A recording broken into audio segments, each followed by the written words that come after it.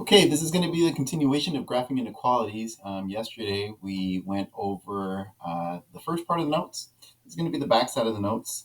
If you need to, you can either graph a 6 by 6, a few graphs just like this, or you can wait until the next day to try to pick them up from class. Okay, I'm going to assume that that's already done and that you've already copied this. Make sure you pause the video as needed.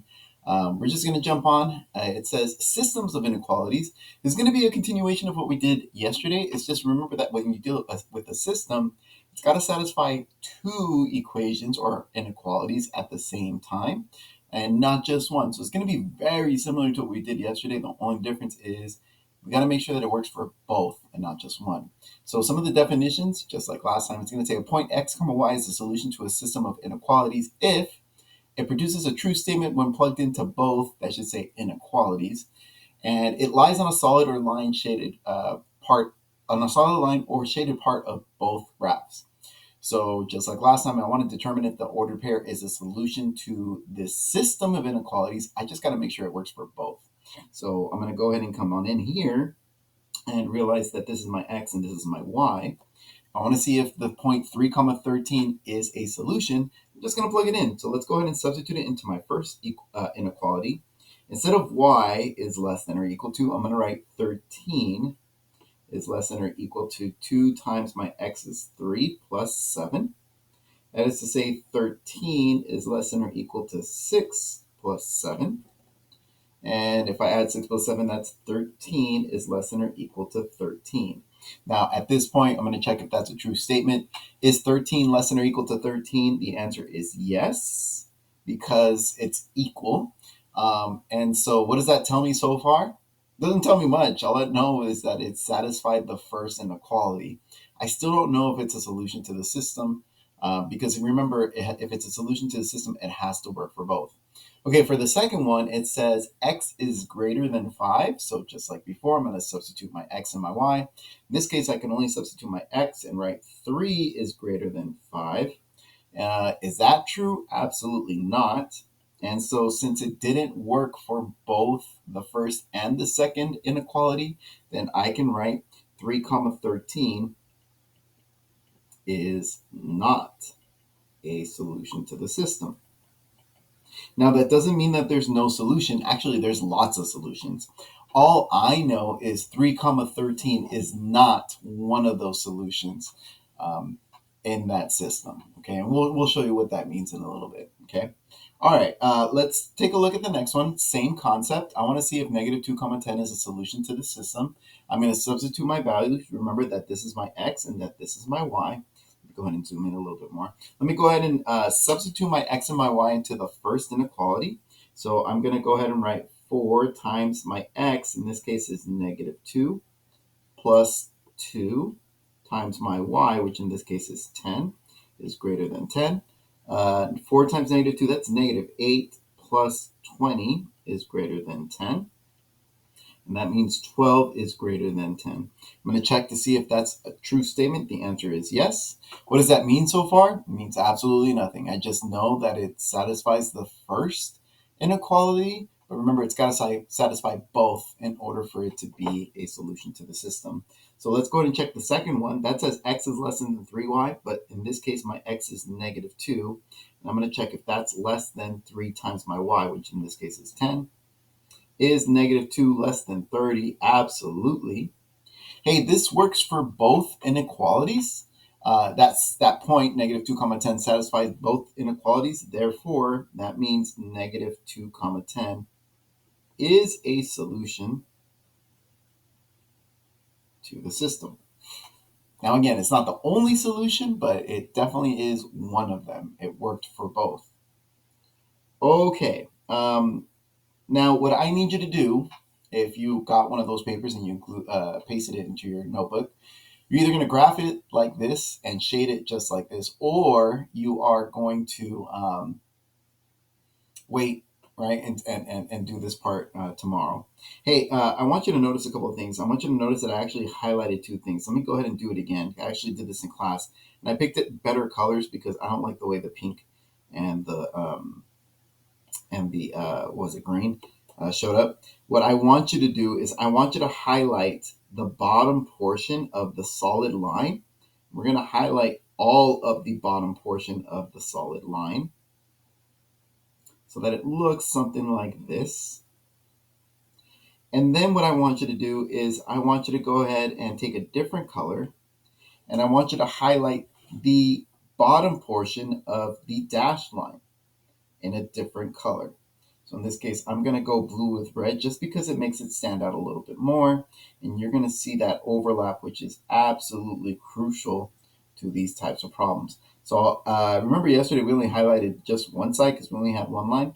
Well, this time I'm highlighting the two different lines, right? The first one and then the second one. Notice what happened when I highlighted the two. I know I highlighted in red and I highlighted in blue and ended up with three different colors. That's because there's some portions of this graph that got highlighted twice. More importantly, it would be this this purple section right here is the stuff that got highlighted twice, okay? Those are the points that satisfies both inequalities.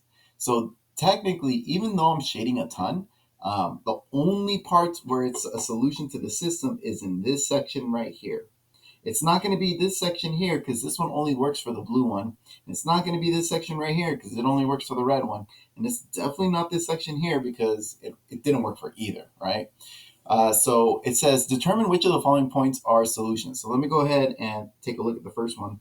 The first coordinate that I'm looking at is the coordinate 3, 1. Let me go ahead and put a dot at 3, 1. Is 3, 1 a solution to my system? The answer is no, because it's only shaded in red. It is not shaded in blue. So I'm going to write no for the point 3, 1. Let's take a look at the next one, 2, 4. 2, 4, is that a solution to my system? Well, no, definitely not. It did not get colored, it did not get shaded in red, and it did not get shaded in blue. So this definitely is not a solution to my system. The next point, 1, negative 3.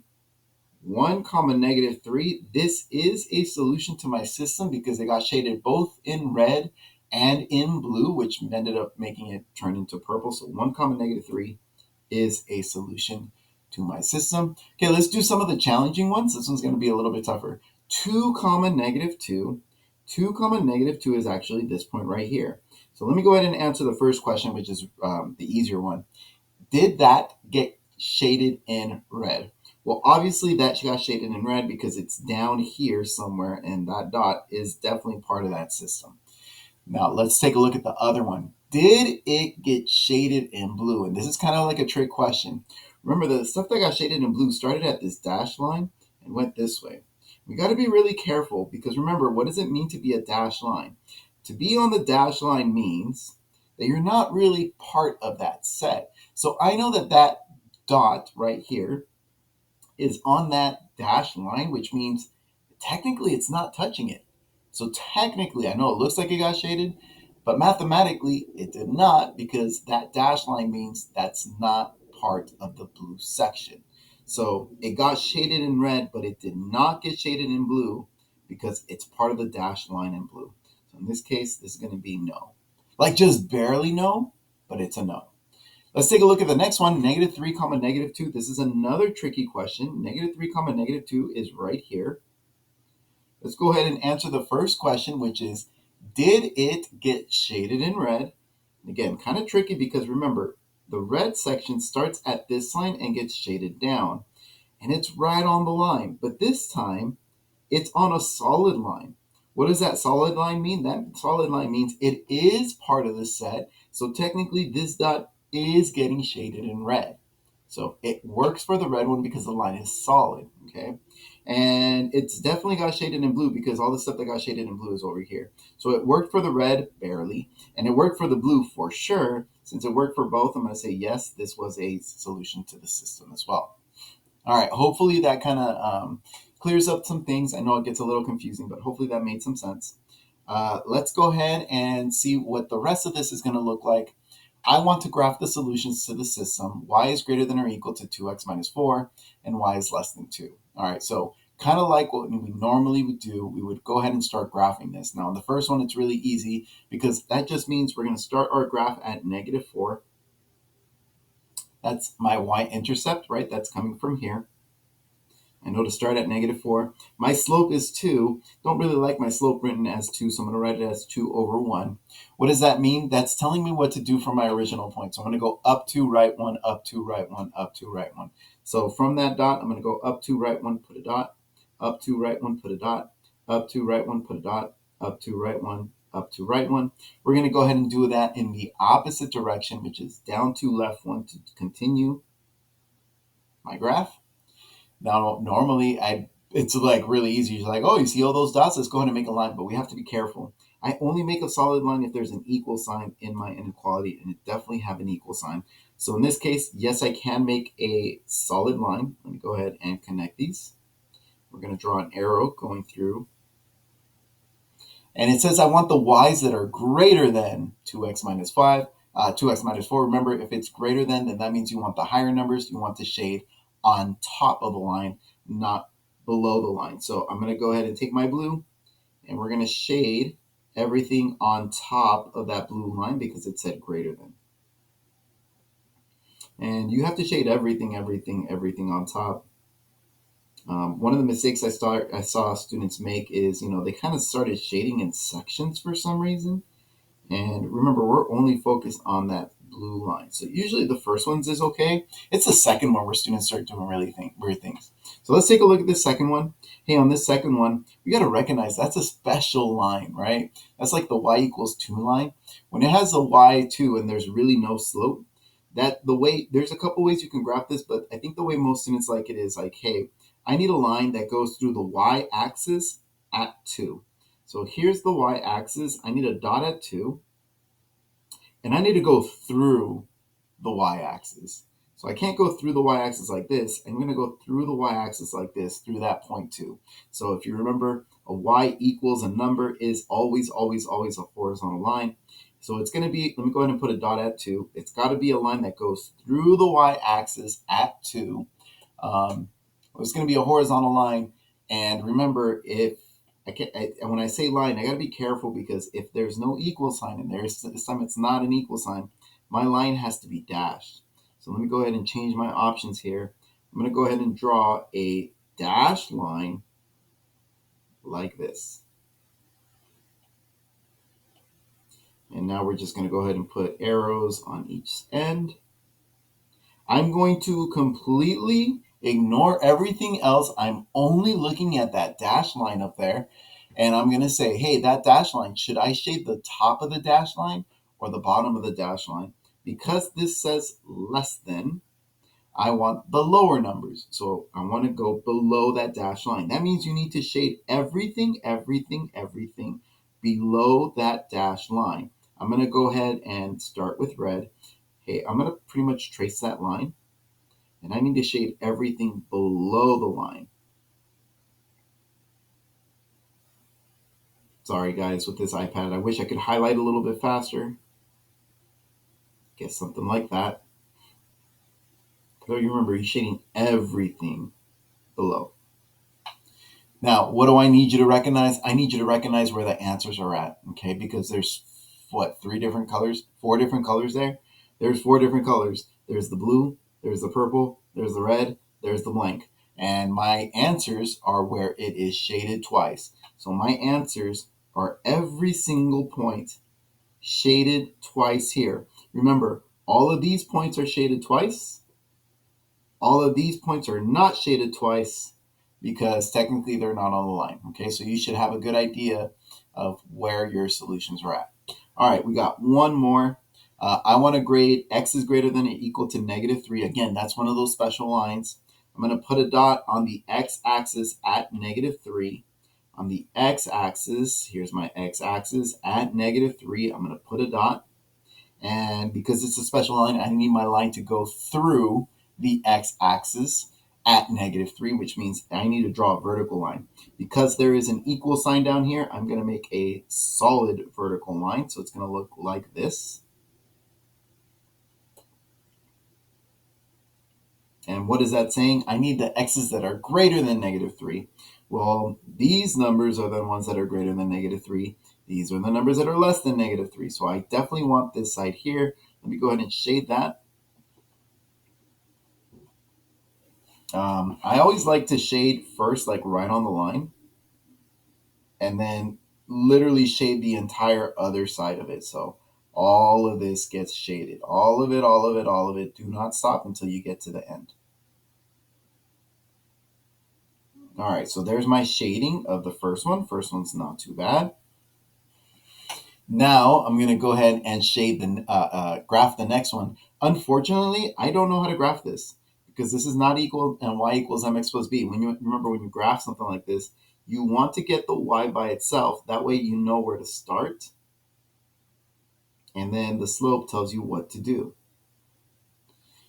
I don't have that because the y is not by itself. So I need to solve for y so that it is by itself. What are they doing with that y? Where they're multiplying it by -6 and they're adding 3x.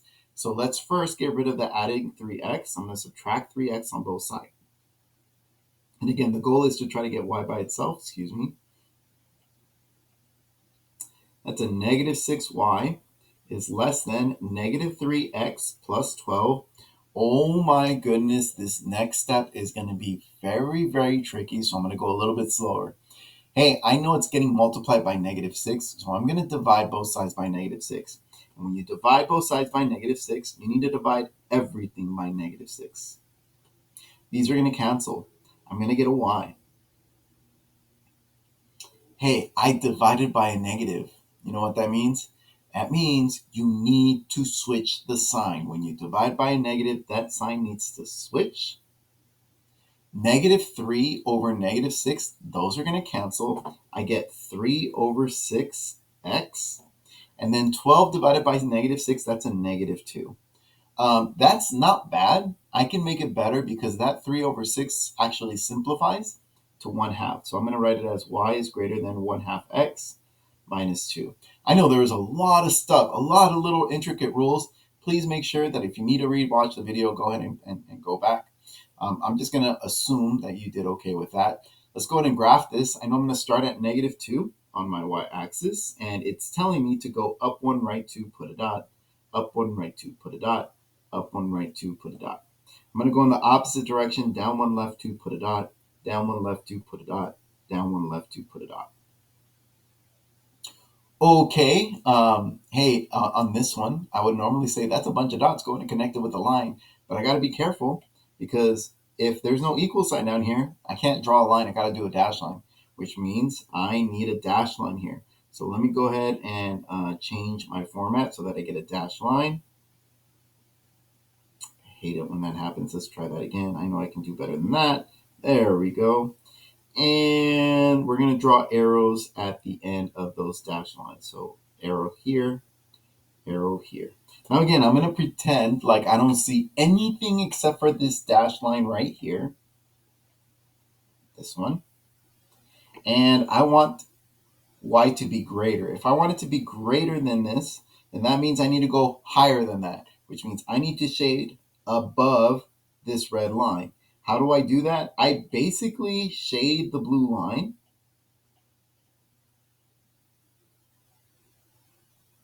And then I go above it, like everything above it, including the left and the right. Don't get lazy. I've seen a lot of students only shade like a certain piece of it, and that's not really the way this works. You need to shade all of the top of that blue line. I wish there was a way I could shade this faster, guys. I'm getting there. Yeah, there we go. Okay. And again, I end up with the 4 different colors. Where are my solutions? My solutions are the section where I got shaded twice. This is the section that got shaded twice. It's this weird shape here, and then going up, right? Because this kind of keeps on going forever. I could keep shading that way. Again, this is part of my solution here, but these are dash lines. This is not part of my solution there. Okay, that's all I have for today. If you have any questions, as always, please feel free to ask.